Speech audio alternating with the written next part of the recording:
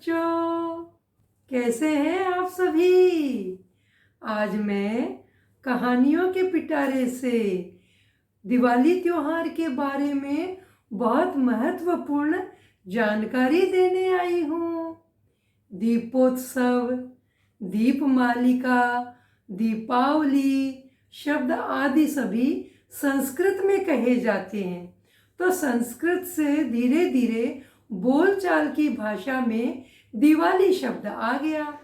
ये त्योहार दियों का, जगमग जगमग करती रोशनी का, सुंदर सुंदर सजावट का और एक दूसरे से आशीर्वाद लेने का और रस भरी मिठाइयों का, जिनका नाम लेते ही मुंह में पानी भर जाता है। और आज मैं दीपावली के बारे में तुम्हें सब क्यों मनाते हैं, किस कारण से मनाते हैं और हमारे पुराणों में इसका अलग अलग वर्णन है, उन्हीं के बारे में आज हम बात करेंगे। दिवाली आदिकाल से मनाई जा रही है। घर घर में दिए प्रज्वलित करे जाते हैं। अलग अलग युगों में विभिन्न विभिन्न कारणों से उसका अलग अलग स्वरूप बदल गया है, उसका ही मैं वर्णन करती हूँ। हमारे पुराणों में विशेषकर विष्णु पुराण, पद्म पुराण, हरिवंश पुराण, ब्रह्मवैवर्त पुराण आदि में अलग अलग रूपों से दिवाली त्योहार मनाने का वर्णन है। यह त्योहार क्यों और कैसे शुरू हुआ, अब वो बताती हूँ। रामायण काल में भी, विशेषकर वाल्मीकि रामायण में, भगवान श्री राम जी के अयोध्या आने पर दीपोत्सव यानी दीपमालिका सजा सजा कर दीपों का उत्सव मनाने का वर्णन है।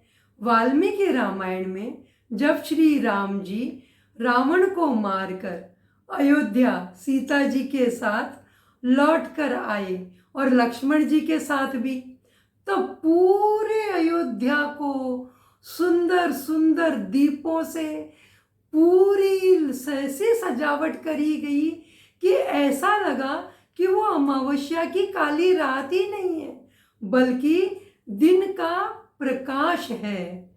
और पूरे नगर में मानो सीता जी ही साक्षात लक्ष्मी स्वरूप में प्रकट हो गई हैं। और फिर दिवाली का त्योहार रामायण काल से प्रचलन में आ गया।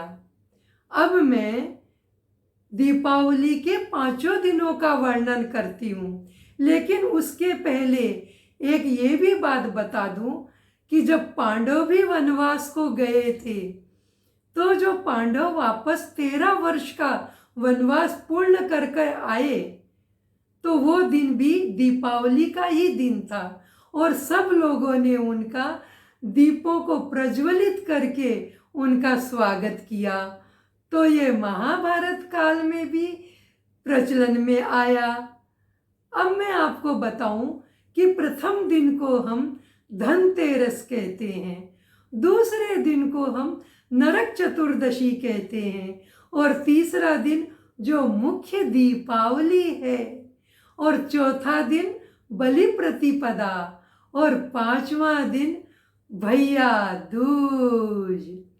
तो दिवाली का त्योहार हमारे हिंदू कैलेंडर के अनुसार कार्तिक महीने के अमावस्या के दिन आता है। जैसे जैसे दिवाली नज़दीक आती है, तो सब लोग अपने घरों को बहुत सुंदर बनाने लगते हैं, मतलब साफ सफाई करने लगते हैं। घर से पूरा कचरा बाहर निकाल कर फेंक देते हैं और घर को बहुत सुंदर ढंग से सजाते हैं, रंग पुताई भी करते हैं, सुंदर सुंदर रंगोलियां बनाते हैं घर के अंदर और अपने घर के द्वार पर, और बहुत सुंदर सुंदर फूलों से सजावट भी करते हैं। तो सबसे प्रथम हम धनतेरस के दिन कुबेर जी की पूजा करते हैं। वो धन के देवता हैं, तो उनसे प्रार्थना करते हैं कि हमारे घर में सुख समृद्धि सदा ही रखें। और इसी दिन लोग अपने अपने घरों में सोना, चांदी, बर्तन और भी कई शुभ चीजें अपने घरों में लेकर आते हैं। जब सृष्टि के आदि काल में समुद्र मंथन हुआ, तो उस समय धनतेरस के दिन श्री लक्ष्मी जी का प्रादुर्भाव हुआ, यानी लक्ष्मी जी समुद्र से उत्पन्न हुई। उसी दिन धन्वंतरी भगवान का भी प्रादुर्भाव हुआ, जो भगवान के विष्णु ही जैसे दिखते हैं और उन्हें आयुर्वेदाचार्य भी कहा जाता है। वो हमारे आयुर्वेद के जनक हैं। उन्हीं के द्वारा हमारे आयुर्वेद की पद्धति चली है और हमें निरोग कैसे रहा जाए इसकी उन्होंने पूरी वर्णन किया है। उसी दिन कुबेर जी को भी, यक्षों का जो अधिपति हैं, वो भी प्रादुर्भाव हुए। कुबेर जी का भी दिन धनतेरस का ही दिन कहलाता है। वो धन के देवता भी कहलाते हैं। उसी समय से धनतेरस के दिन कुबेर जी की भी पूजा करी जाने लगी। अब दूसरा दिन नरक चतुर्दशी का कहलाता है।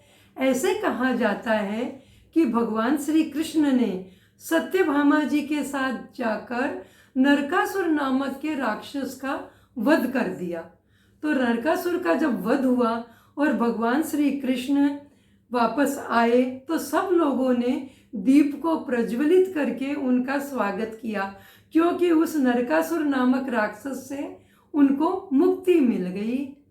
तो सब लोगों ने स्वागत किया। इसे हम छोटी दिवाली भी कहते हैं। लोग उपटन आदि लगाकर स्नान करते हैं और फिर शाम को दीप प्रज्वलित करते हैं।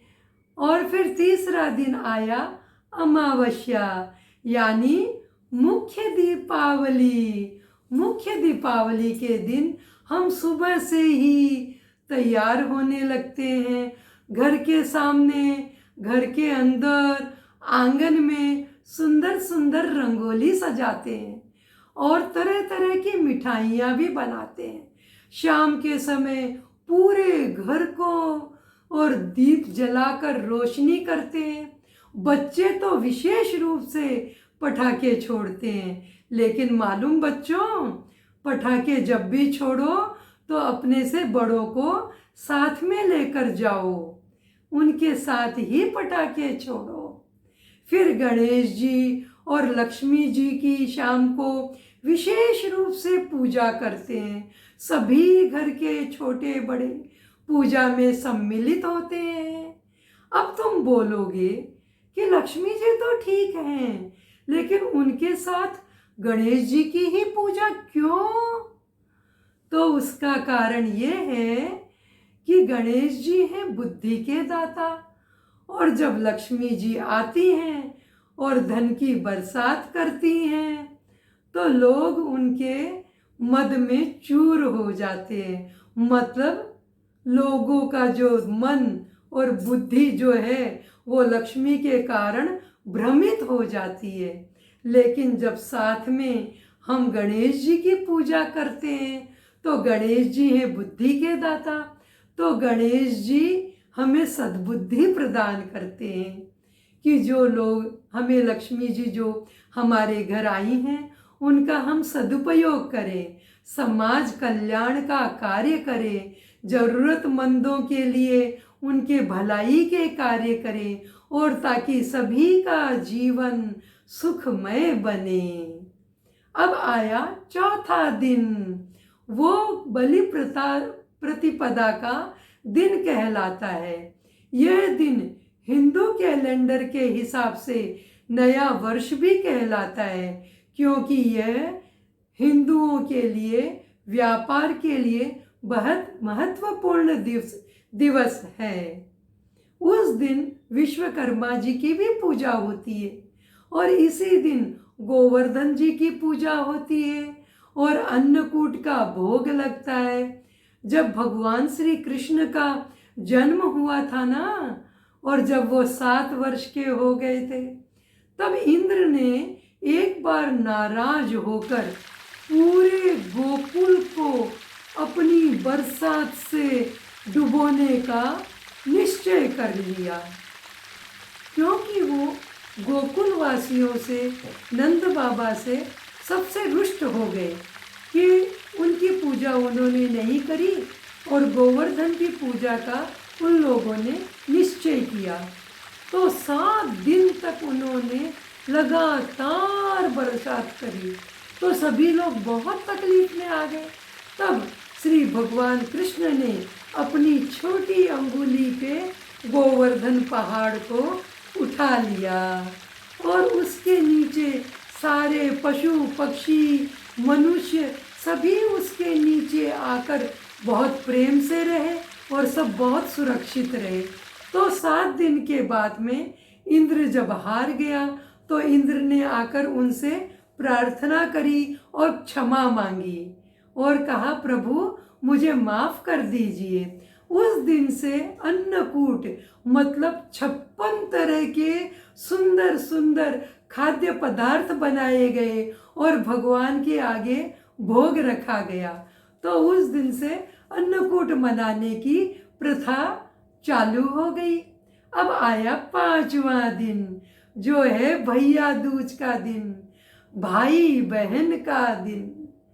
इस दिन को यमुना जी और यम देवता, जो सूर्य देवता के बच्चे हैं, इनके याद में भी मनाया जाता है और ये भाई बहन के प्यार और मधुर स्नेह के रूप में भी मनाया जाता है। आज भी लोग मथुरा जाकर और यमुना जी में भाई और बहन मिलकर सब साथ में स्नान करते हैं और फिर भगवान यम से और यमुना जी से प्रार्थना करते हैं, आशीर्वाद लेते हैं। इसी दिन लक्ष्मी जी, भगवान विष्णु एक बार राजा बलि के यहाँ पर द्वारपाल बनकर चले गए, क्योंकि वो राजा बलि के वचनों में बंध गए थे।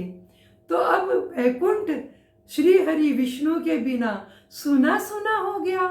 तो लक्ष्मी जी राजा बलि के यहाँ गई और लक्ष्मी जी ने राजा बलि को जाकर रक्षा सूत्र बांधा और उनके टीका किया।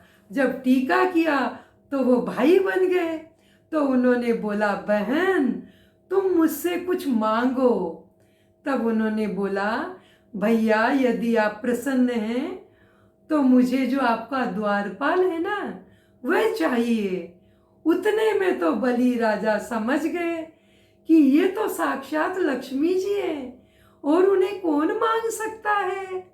तो तुरंत लक्ष्मी जी और श्री हरि विष्णु अपने स्वरूप में आ गए और उन्होंने कहा, हाँ बहन तुम इन्हें ले जाओ, आज से मैंने इन्हें मुक्त किया, अब तुम वैकुंठ लोक को जाओ। तो कितना सुंदर, कितना प्यारा ये भाई बहन का त्योहार है। आदिकाल मतलब सृष्टि के आरंभ से यह त्योहार मनाने का प्रचलन है, किंतु कालांतर में मतलब अलग अलग धर्मों में भी मनाया जाने लगा। जैसे जैन धर्म के महावीर तीर्थंकर ने दिवाली के दिन मोक्ष प्राप्त किया, मतलब निर्वाण प्राप्त किया, यानी जैन लोग इसे निर्वाण दिवस के रूप में भी मनाते हैं और दीप जलाकर अपनी खुशियाँ प्रकट करते हैं उनके हिसाब से कि आज हमें मोक्ष की भी प्राप्ति हुई, जो भगवान से मिलन का रास्ता बताता है। जैन लोग व्यापार में बहुत निपुण होते हैं, इसलिए भी भगवती लक्ष्मी की पूजा कर कर और दीपावली त्योहार मनाते हैं। बुद्ध धर्म के लोग भी बहुत प्रेम और उल्लास से दीपावली मनाते हैं। और आपको पता है, हमारे जो भगवान के विष्णु के दशावतार हुए, उनमें भगवान बुद्ध का भी उल्लेख आता है। अब सिख धर्म के लोग भी वैशाखी के साथ साथ दिवाली मनाते हैं, क्योंकि 17वीं सेंचुरी में, मतलब जो छठे सिख गुरु हरगोविंद सिंह जी थे, वो मुगल बादशाह जहांगीर के द्वारा बंदी बना लिए गए और जेल में डाल दिए गए। तब वे भी दिवाली के दिन ही उनकी ग्वालियर फोर्ट जेल से रिहा हुए थे, मतलब आज़ाद होकर बाहर आए थे। तब से भी सिख लोग भी सभी दिवाली आनंद और उमंग से मनाते हैं। अलग अलग राज्यों में इसका थोड़ा स्वरूप बदल जाता है, जैसे थोड़ा तरीका बदल जाता है, लेकिन मूल रूप से जो भावना है वह एक ही है। अब जैसे तुम्हें बताऊं, आसाम, पश्चिम बंगाल, उड़ीसा आदि में काली के रूप में मध्य रात्रि को पूजा करी जाती है। हालांकि काली भी लक्ष्मी का ही तो एक स्वरूप है।